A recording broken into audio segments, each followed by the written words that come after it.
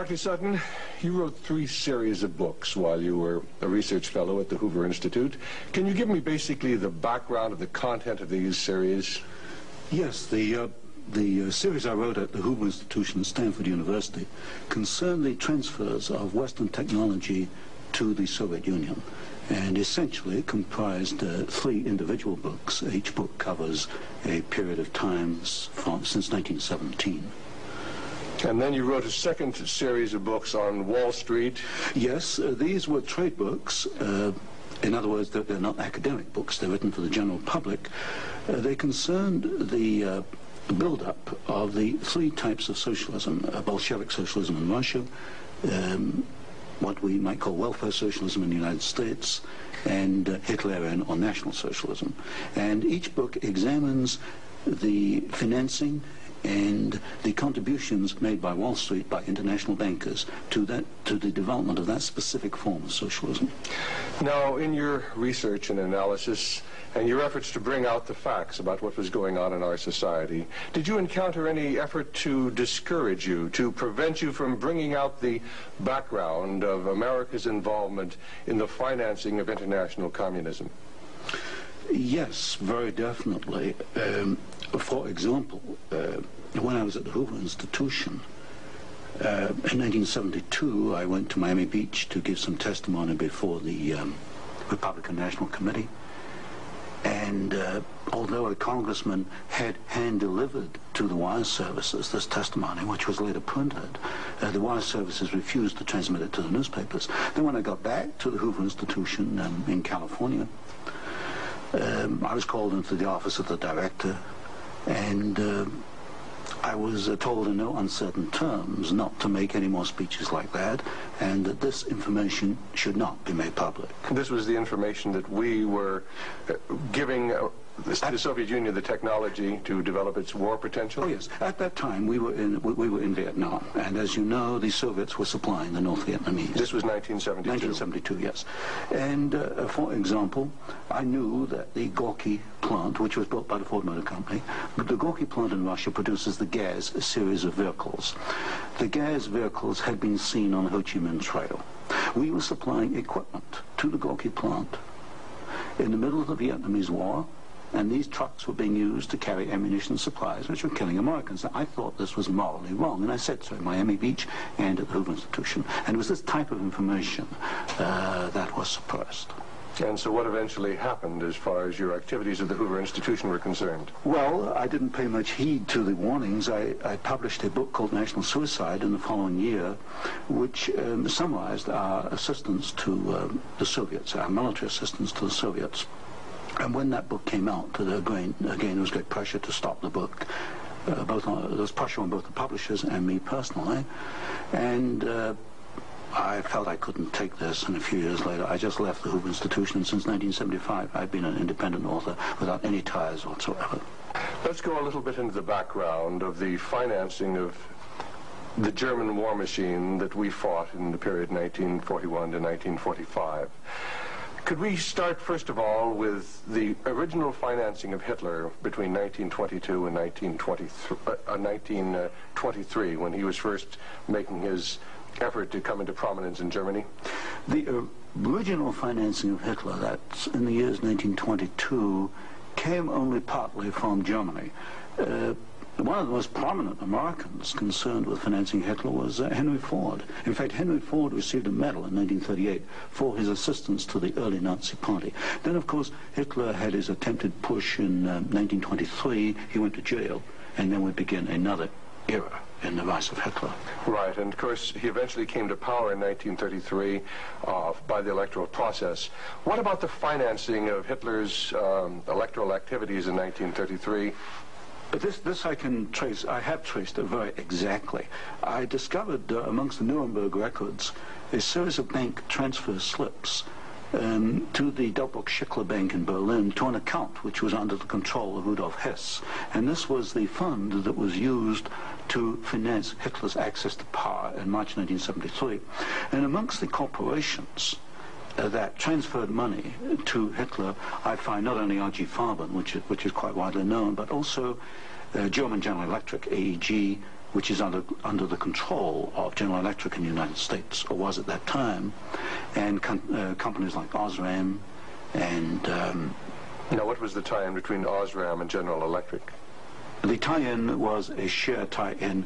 International General Electric in the United States had controlling interest in German General Electric, and also through share interlocks, a controlling interest in Osram in Germany. So then we have Ford and we have General Electric helping to finance Adolf Hitler's rise to power. Were any other large American corporations involved? Very definitely. Standard Oil, through its technical association with IG Farben, for example, Germany could not have gone to war in 1939 without tetraethyl. You need tetraethyl to raise the octane value of aviation gasoline. Germany had no means of doing that. This was developed in the ethyl laboratories in the United States and transferred to the Germans. Standard Oil came up with the hydrogenation idea, which was very essential for Germany in the 1930s, because to raise the quality of its gasoline for aviation purposes. This was transferred to the Nazis.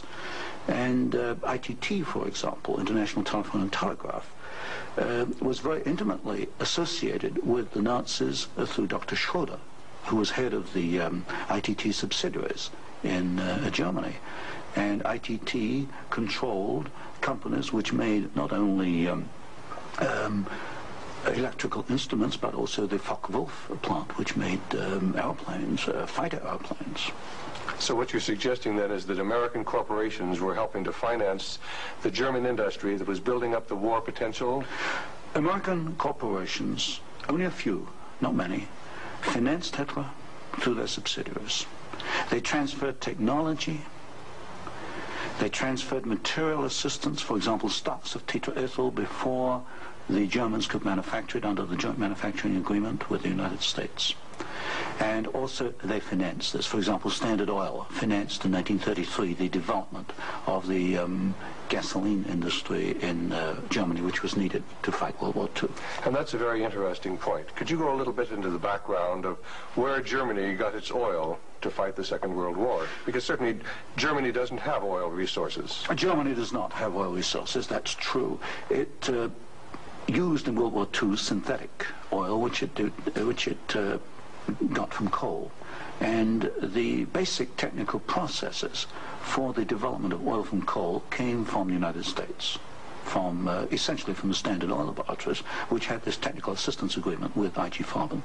And of course IG Farben contributed something like 60% of the explosives needed by the German Wehrmacht, probably about 40–50% of the gasoline needed by the Wehrmacht and by the German Air Force, the Luftwaffe. And was there a definite interlock between IG Farben and Standard Oil? The interlock was at the technical level, the exchange of patents. It was through a financial technical assistance agreement. There were other interlocks with the United States through a subsidiary, IG Farben, in the United States. But with Standard Oil, the interlocks were at the technical and financial level. And is it a fact, it's been stated, that there were members of the board of directors of Standard Oil who were also on the board of directors of American IG Farben?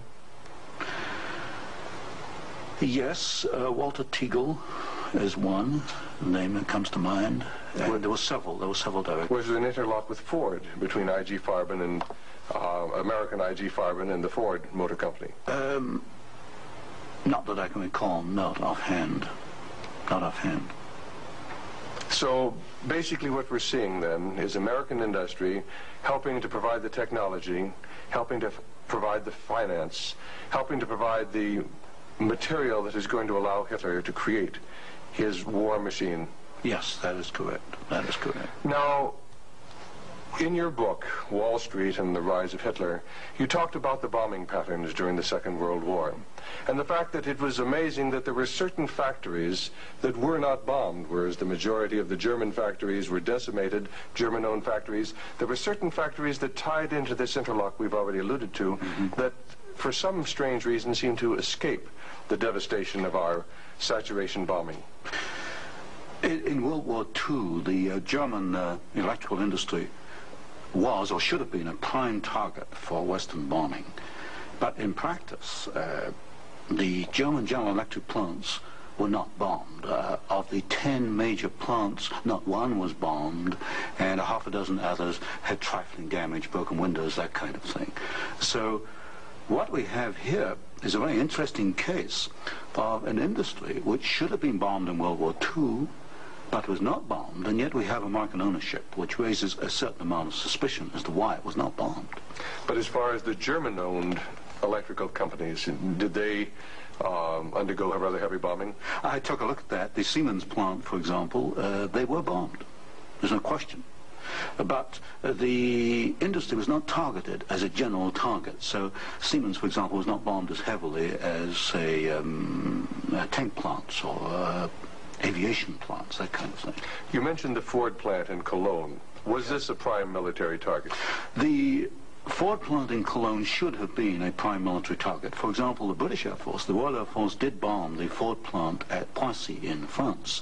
But the Ford plant in Cologne, which was by far the largest Ford plant in Germany, was not bombed in World War II. But did our military planners intend to bomb it? In other words, was it on the aiming report? Well, I did look at the aiming reports for the plants in Cologne. Ford was known about.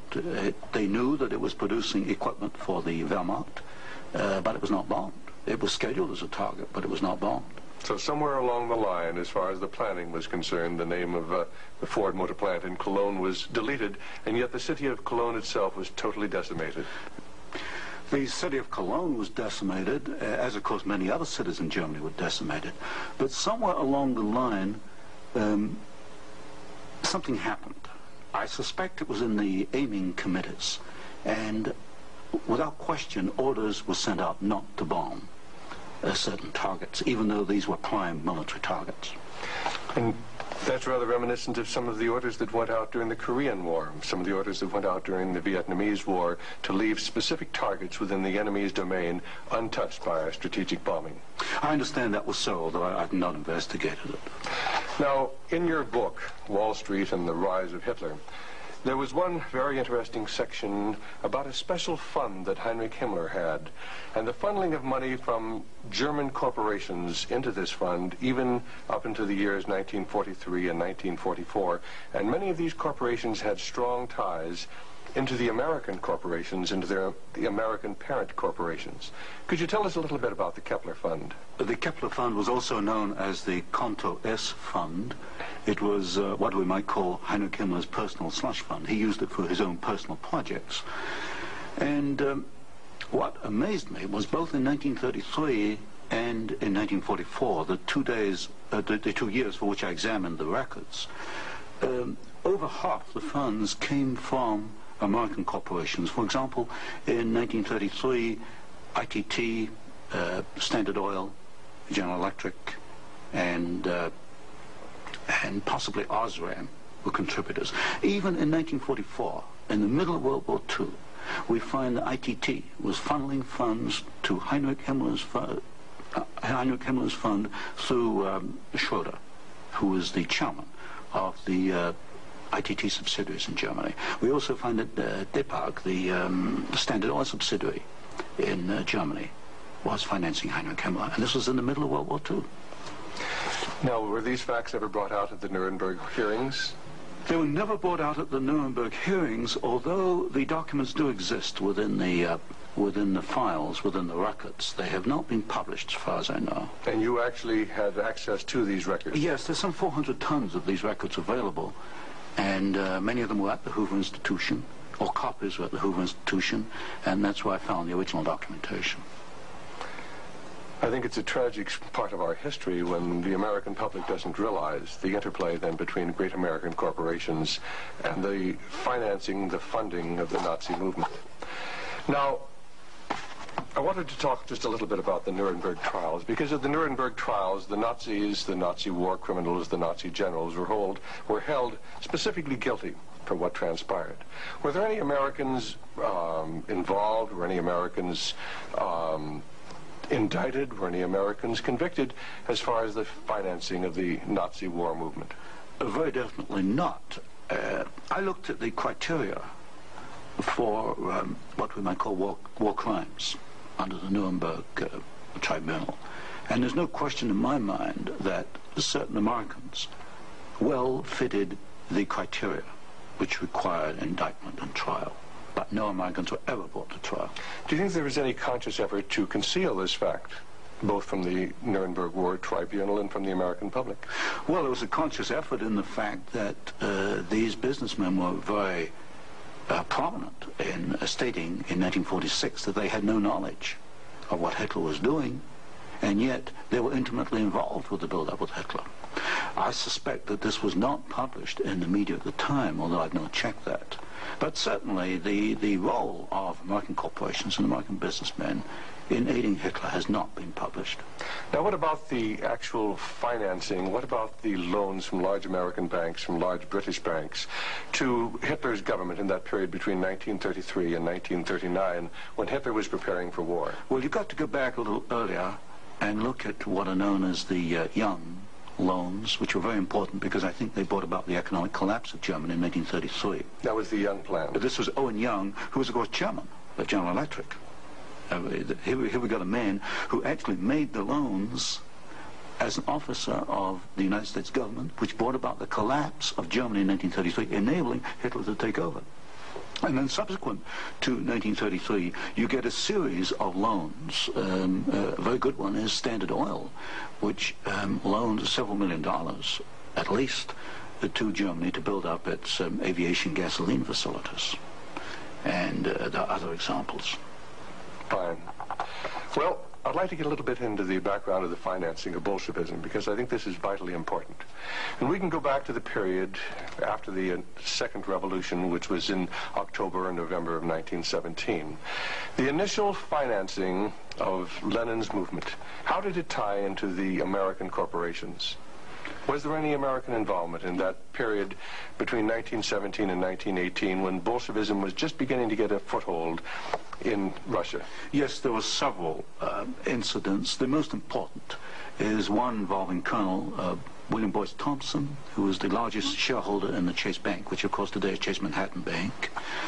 And I published in one of my books a copy of a cablegram which transferred funds from New York to Petrograd in December 1917, $1 million to be precise. And Colonel Thompson made the statement later that this $1 million was given to the Bolsheviks to consolidate. They had just begun to take over Russia. They only controlled Moscow and Petrograd at that time, to aid the control that the Bolsheviks were extending in Russia. This is a very clear case. $1 million, American funds transferred through an American Wall Street intermediary to the Bolsheviks. And didn't you publish that document here in Wall Street and the Rise of Bolshevism?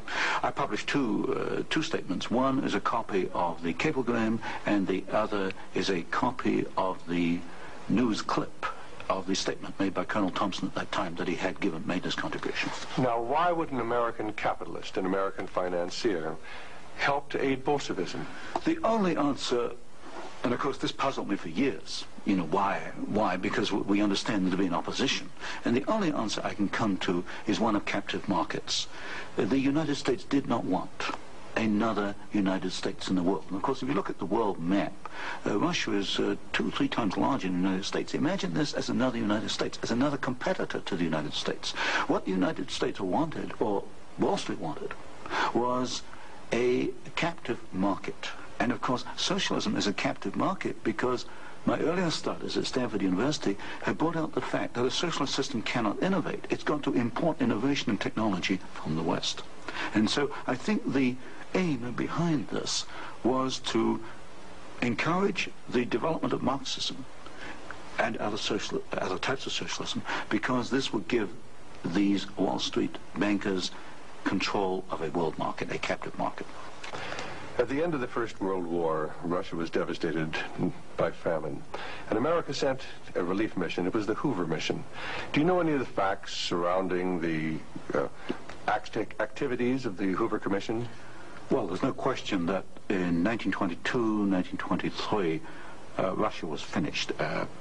Industrial output was perhaps 8 or 10%.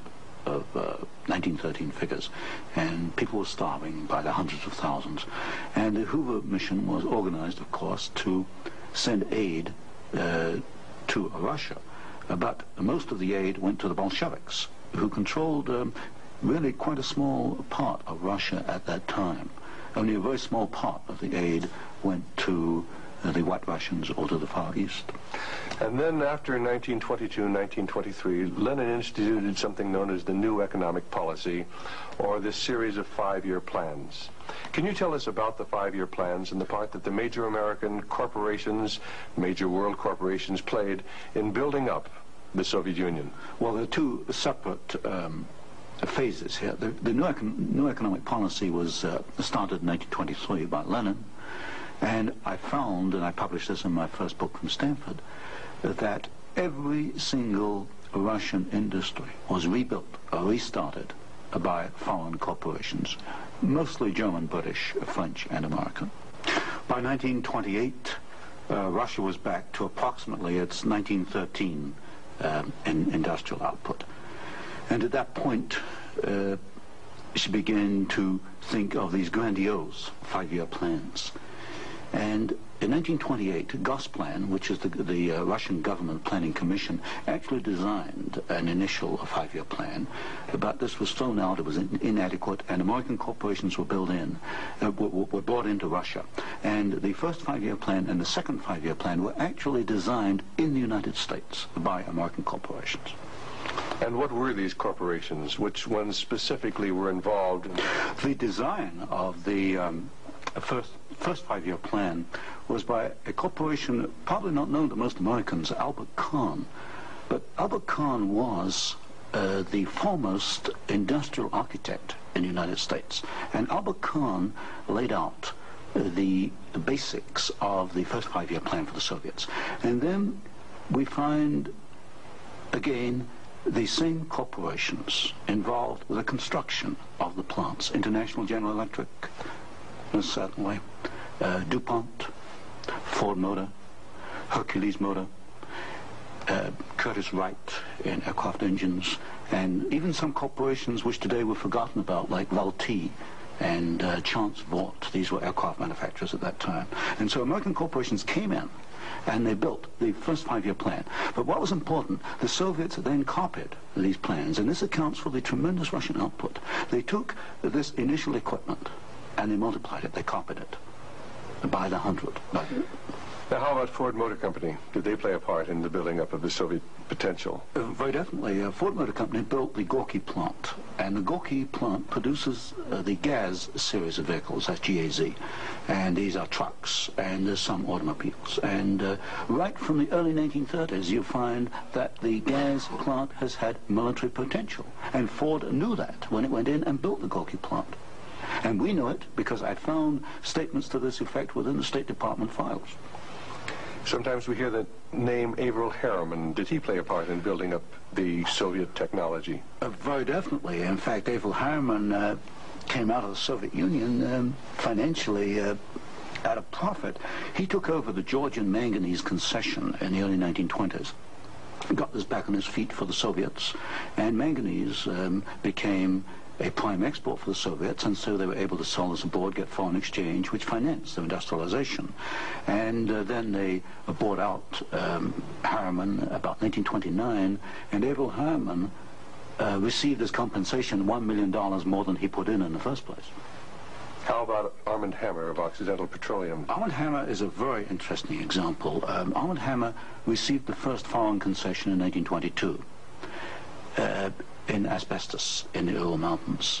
And he also conducted for the Soviets a number of other enterprises, right down to pens and pencil manufacturing, for example. But Armand Hammer is interesting because his father, although Armand Hammer today is chairman of Occidental Petroleum Corporation, his father was Julius Hammer, who in 1919 was Secretary General of the Communist Party USA, which emphasizes the argument I make throughout my books, that at the top level, there's no difference between your top communists and your top capitalists. They interlink. You've got Armand Hammer, chairman of Occidental Petroleum. His father was Secretary of the Communist Party USA in 1919. So it's basically a power grab. It's a power grab, an international power grab. Now, during the Second World War, why, Russia was pretty well decimated once again by German forces. What part did the American Lend-Lease program play in building up Russia's industrial capacity after the Second World War? Well, Lend-Lease built up Russia's capacity, modernized it, and expanded it during World War II.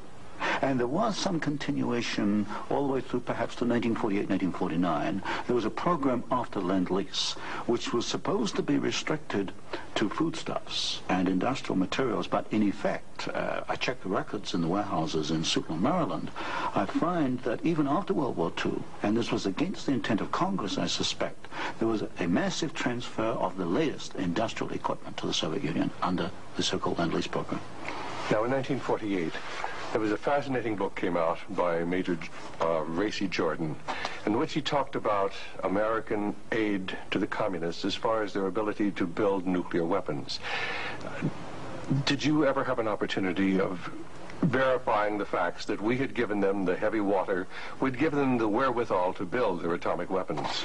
Well, as part of the work I was doing at Stanford, I did investigate the shipping documents for Lend-Lease, and I took a sample of these documents and I checked them against Major Jordan.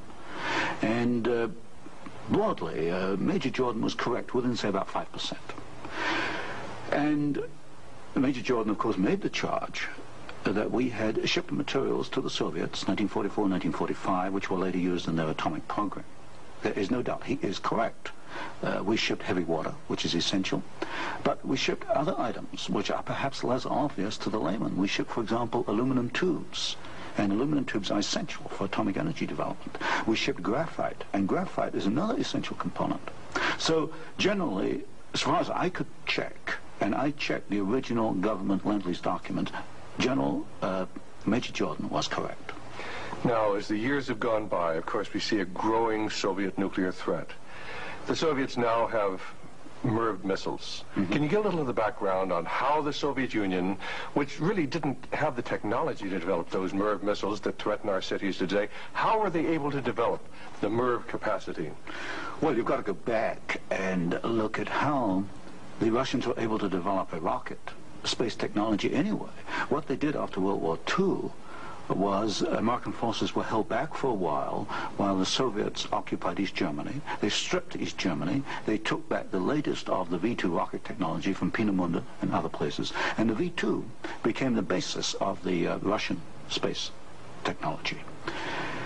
Now, if you skip the intervening years, you will find when you come to the early 1970s that the Russians did not have the capability to MIRV their missiles.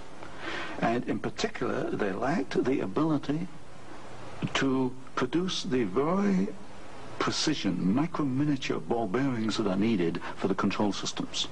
There was only one company in the world, Bryant, Chuck and Grinder, which could make the machinery which machines the races within which these ball bearings run. And without those races, you just cannot make MIRV missiles in any quantity. You can make one off, but not in quantity. Bryant, Chuck and Grinder was allowed to ship to the Soviet Union 45 of these machines at a time when we only had 33 in the United States. But wasn't there any objection to doing this? I objected at Miami Beach in 1972. Other people objected, but the objections were squashed. And predominantly at fault here is Henry Kissinger and the incoming administration, the incoming Nixon administration. This was known, I'm sure it was known in DOD. If I knew it, then certainly DOD knew it. But the objections were squashed, and there was suppression of the information. And so once again we see America building up the military capacity, the nuclear threat from the Soviet Union. Well, this goes, when you talk about MIRVing of missiles, you're talking about a quantum jump in your military technology.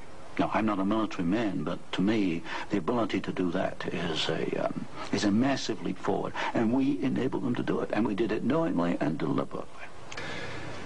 During the Vietnamese War, the Soviet Union and the Eastern European satellites were the primary suppliers of war materials to the North Vietnamese who were killing American boys in South Vietnam. Would you comment on our aid and trade with the Soviet Union and with the Eastern European satellites during that period of time? Well, there's no question that the Soviets were the prime suppliers of military equipment and supplies to the North Vietnamese. Let me give you an example. the American pilots, as they flew over the Ho Chi Minh Trail, described the trucks that they were seeing as American trucks. Well, they were American trucks because they came from the Gorky plant, and Gorky was built by Henry Ford. And so you have the situation where we were, in effect, supplying both sides in the Vietnamese War. But the trucks were being built by the Soviet Union. However, were they getting any materials from the United States to help build those trucks? Yes, in the early 1970s, I know specifically of shipments of equipment into the Gorky plant while the war was going on, which in effect were aiding the Soviets to build more trucks to be used by the North Vietnamese. How about loans? Was America extending loans to the Soviet Union during this period when they were the primary financiers of the North Vietnamese? Yes. Beginning about 1970, there was a massive grant of loans to the Soviet Union. I'd say by about 1976, it must have totaled perhaps $40 billion outstanding. And so this, of course, these loans were used to enable the Soviet Union to purchase industrial equipment in the United States, and this industrial equipment was used to manufacture, in part, military supplies which were used against us in Vietnam. How about Russian shipping that was being used to ferry supplies to North Vietnam? Shipping is a very interesting example because the Soviets published a shipping register about 6,000 ships, and I analyzed every one of these ships, both the origin of the technology of the ship itself, the hull, and the engine. Most of them are marine diesel engines. And I find that 60% of the Soviet merchant marine, which of course has military usefulness, 60% was built aboard. Only 40% in the Soviet Union, and that largely to Western design. But when you come to marine diesel engines, you find something really fascinating. You find that 80% of the marine diesel engines in Soviet merchant ships are Western engines, Burmeister and Wain of Copenhagen, Sulzer of Switzerland, Fiat of Italy, because that name has come up before. But the other 20% of marine diesel engines built in the Soviet Union are built to Western design under technical assistance contracts from Sulzer and Burmeister and Wain. So in effect, there could be no Soviet merchant marine without assistance from the West. How about the building of the Kama River plant? Kama River was built in the late 1960s, early 1970s. The basic design contract was let to the Italian firm of Fiat. Giovanni Agnelli is the chairman of the board. And this is important because Agnelli is tied in with Chase Manhattan Bank. He's on the International Advisory Committee of Chase Manhattan. What caught my attention was that Fiat does not manufacture automobile manufacturing equipment. All the Fiat plants in Italy contain American equipment. And what I found was that the equipment was coming, perhaps about 60-70% of it, from the United States, from major automobile equipment suppliers in the United States. I think it was known as the Fiat plant as a cover to perhaps divert attention from the fact that during the Vietnamese War, we were building the largest plant in the world. It covers 36 square miles. We were building for the Soviets, with American equipment, the largest plant in the world. And so it was called the Italian Fiat plant, and I think this was a blind. And so they were building their trucks and armored personnel carriers and other things that could be used then for warfare in South Vietnam? We knew that the Kama plant had military potential. In 1972, I wrote it in National Suicide. I said as much in Miami Beach in 1972. This plant has military potential. It can produce military vehicles. We knew it. And of course today in Afghanistan we find that the Kama vehicles that are there in Afghanistan today from the Kama plant built by American and Italian companies. And it was after you brought out this information that efforts were made to suppress your book, National Suicide, Yes. and your other studies? Yes, because I was bringing out the fact that the Kama River plant had military potential, that we were moving the missiles with the Bryant chucking grinder equipment, and of course other facts along these lines. And what sort of pressure was brought to bear upon you? What sort of pressure was brought to bear upon the publisher of your book, National Suicide? There was pressure on the publisher to prevent publication, to stop publication. He refused to do so. There's pressure brought upon me first to withdraw the book, and then a rather deceitful sort of pressure. It was claimed at the Hoover Institution that I had plagiarized Volume 3 of my Western Technology series, which was being published by Stanford University. Well, firstly, I challenged them to point out the plagiarization, and nobody could find even 2 sentences that matched up. But then I pointed out that I cannot plagiarize my own work. I hold the copyright on both books, and nowhere in the world can I plagiarize myself. That's a logical impossibility. And then gradually it built up over the following years that my research was perhaps going a little out of what was perhaps required or welcome would be a better word, and it should be confined within more narrow boundaries. And at that point in 1975 I left the Hoover Institution, and since then I've become an independent author, and I can publish what I want to publish. Do you know of any other instances where efforts were made to suppress publication of books through the Hoover Institute? I know one example, one I was personally aware of, and that was Julius Epstein's book on Operation Cube-Hall, which is a very important book on the treatment of Russian prisoners of war in Germany after World War II. This book was in manuscript for several years, and he was not allowed to publish it. I heard that firsthand from Julius. Right, and eventually it was, of course, brought out. It was at a later point. Now, another example I can give is my own Western Technology series. The 3rd volume of that was held in galleys for 1 year. Now, it costs a lot of money to hold a book in galleys, because when a book is in galleys, you want to get out on the market to start recouping your investment. That book was held in galleys for 1 year because it was not politically wise or acceptable to publish it at that time, even though it was an academic book. Now, you've done some fascinating studies on the Trilateral Commission. Can you tell us about the Trilateral Commission? The Trilateral Commission is a private organization founded by David Rockefeller in 1973. It was essentially financed by Rockefeller and some of the foundations, Kettering Foundation, Danforth Foundation, Ford Foundation. Ford Foundation was a very major contributor. And the stated objective is to encourage discussion amongst what they call the trilateral regions. I should point out that of the 300 members, 1/3 come from the United States, 1/3 from Japan, and 1/3 from Europe. But in effect, I find that the actions of the Trilateral Commission are very much self-interested on the part of the international banking community in New York. Now, as far as the Trilateral Commission's influence on the American government is concerned, it's been said that there is a very excessive representation of the Trilateral Commission in Jimmy Carter's cabinet and in Jimmy Carter's administration. Well, excessive is rather an understatement. I think there's some 200 million people in the United States. There are only 77 trilateral members who are American.